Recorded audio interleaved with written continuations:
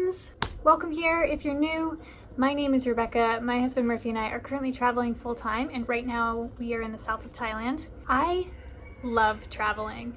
New places, new experiences, new people, good food, but I also hate traveling. It gets you off your routine, it's really hard to have any consistency, and it's really hard to commit to your health while traveling. We've been traveling now for over a year, about 15 months. The first year of that was spent traveling domestically in the United States, living in a 1969 Volkswagen bus, and then the last few months have been spent traveling around Southeast Asia. So today I wanted to share 10 things I've learned about staying healthy while traveling. Let's get started. Oh, it just started raining. The house we're staying in Thailand is all open air, so I'm sorry about rogue noises and rain.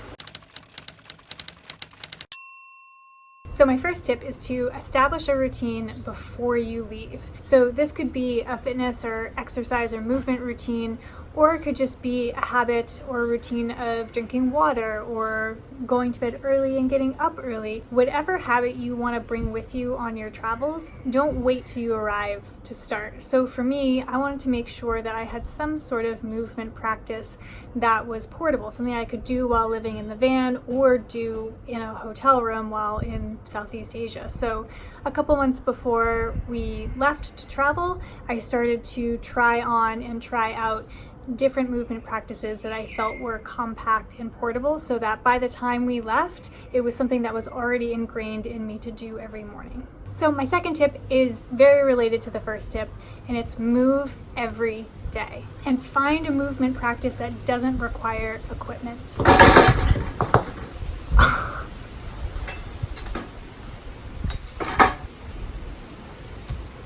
Oops.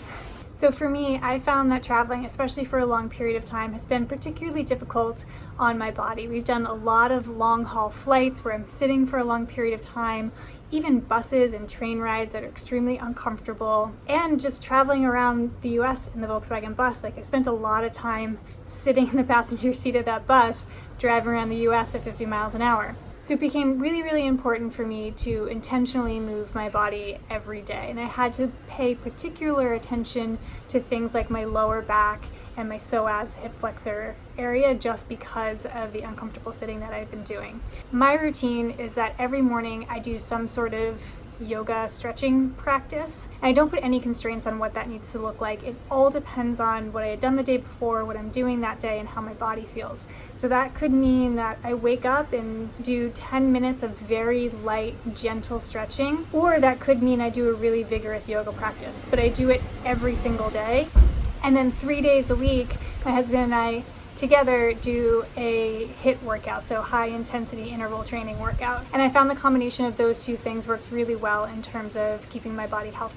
If you want to know more about my fitness routine or want to know like what those practices look like, just leave me a comment or give this video a thumbs up and I can make a video about that as well. My third tip is to walk everywhere. This is a great thing to do when you're traveling, just because it allows you to see so much more of wherever it is that you're visiting. You're moving much more slowly than if you were riding in a taxi or an Uber or something like that, so you can really absorb your surroundings.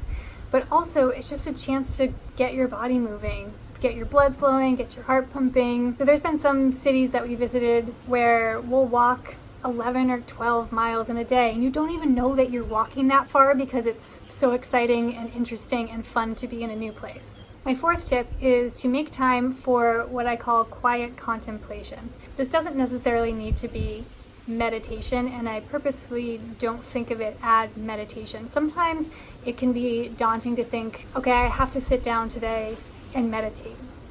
Meditation is hard, but I find that I get a lot of the same benefits if I just say I need to spend time being quiet and being reflective and contemplative, that I get just as much benefit out of that as if it were sort of classic meditation. And this is nice just because when you're traveling, there can be this idea that you need to go, go, go. You need to be doing something all the time. You need to be seeing something or experiencing something, that the time is so precious while you're traveling that you gotta be going. But it's also important to take time to reflect on the experiences that you're having and how that's gonna shape you moving forward and what your future is gonna look like. Taking time to just be still, be quiet, can help keep just your mind and energy a little bit more healthy. My next tip is to consider the space in a room when you're finding accommodations. So when we've been booking accommodations in Asia, we've been looking specifically for ones that have a little bit of space in the room so that if we're not able to use the outdoors for a movement practice,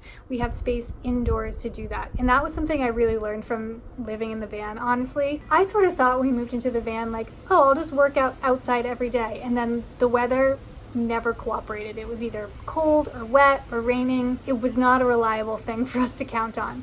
So being in Asia, it's been important to have a little bit of space.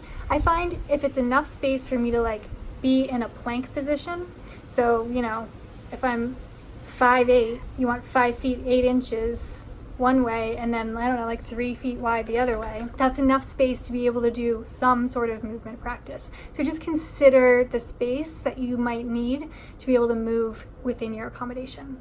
And my next tip, sort of related to that, is to consider booking accommodation that has a kitchen or at least a little refrigerator. Especially if you're traveling long term, eating out every single meal is not super sustainable financially or for your health. It's nice to be able to cook your own food sometimes. The house that we have now has a little kitchen and it's made a huge difference just in terms of my overall well-being. Being able to prepare your own food, it's just, I love it, you guys. But also if you're unable to find a place with an entire kitchen, even just having a little refrigerator is really, really helpful, because then you can do something like buy some fresh fruit or even vegetables that you could wash with some fresh water in the bathroom sink and then throw in the refrigerator to snack on. Considering food preparation and storage in your accommodation can be really helpful. My next tip, and this goes not just for traveling, but just for life, drink water. Drink lots and lots and lots of water. We all know at this point drinking water is good for you, but when you're traveling, it's really good to be flushing your system so often. You're going to be exposed to a lot of germs and bacteria that your body is not used to. Keeping yourself hydrated, flushed out can be a great way to stay healthy. I try and drink 6 of these every single day. I'm not always successful, but I try and I feel like it's really helpful. My next tip, again, this is sort of just like a life tip in general, but particularly important when you're traveling, is to get enough sleep. I feel like we can all fall into this trap of like, gotta stay up late, gotta get up early because there's so much to see and do and you don't want to miss a second of it. But you also want to enjoy it at your full awake and energized capacity. Try and get at least 8 hours of sleep per night so you can enjoy your travels. My next tip is to be social. It can be a little lonely and isolating leaving all of your friends, family, community behind, especially when you're traveling long term. Even if you're traveling with family or your spouse or partner or friends or whatever, try and go out and meet other people and establish connections and relationships. It can go a long way to your emotional well-being while traveling. My last tip, sort of the opposite of the tip before this, is to spend time alone.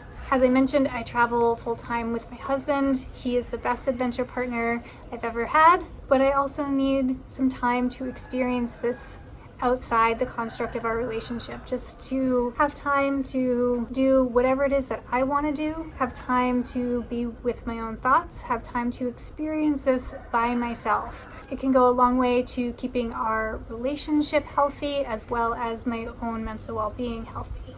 Anyways, those are my top 10 tips for staying healthy while traveling. I hope you enjoyed this video. If you did, please give it a like and subscribe down below, and I'll see you in the next one. Bye, friends. Spit it out, Rebecca. So my first tip is to wind every way, every day. So when we've been booking things, oh my God. Get out of here, notifications. It can, you let me know when you're done with that. Come on. Bye.